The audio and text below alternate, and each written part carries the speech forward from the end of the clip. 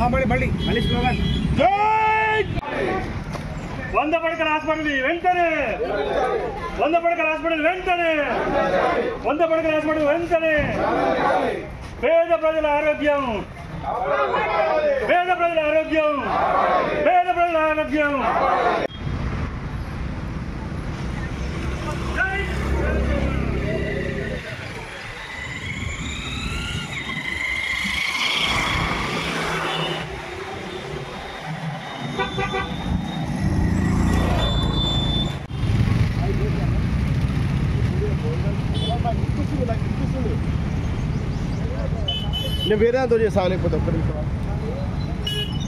ఎన్నికల ముందు 2023 సంవత్సరంలో ఇక్కడ 100 పడకల ఆసుపత్రి అని చెప్పి శంకుస్థాపన చేయడం జరిగింది హరీష్ రావు గారి ఆధ్వర్యంలో ఆ రోజున.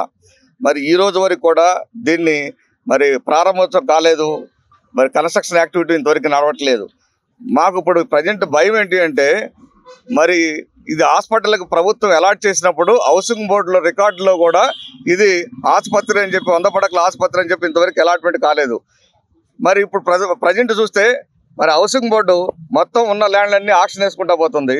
ఇది కూడా ఈ సైట్ కూడా ఆక్షన్ వేస్తామని చెప్పి ఇక్కడున్న పేద ప్రజలు అట్లాగే మా జనసేన పార్టీ వాళ్ళు కూడా అందరూ కూడా భయపడేది ముఖ్య కారణం ఏంటంటే, ఇమీడియట్గా తక్షణమే ఇది 100 పడకల ఆసుపత్రికి ఈ సైట్ని హౌసింగ్ బోర్డు రికార్డులో మార్చి అట్లాగే ఇమీడియట్గా కన్స్ట్రక్షన్ కూడా స్టార్ట్ చేయవలసిన బాధ్యత ఇమీడియట్గా ప్రభుత్వం తీసుకుని చేయవలసిందిగా కోరుతున్నాం.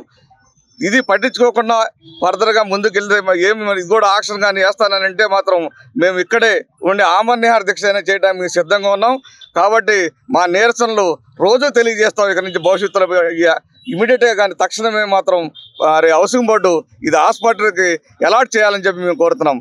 లేకపోతే మా నిరసనని డైలీ కూడా వ్యక్తం చేస్తామని చెప్పి తెలియజేస్తా ఉన్నాం.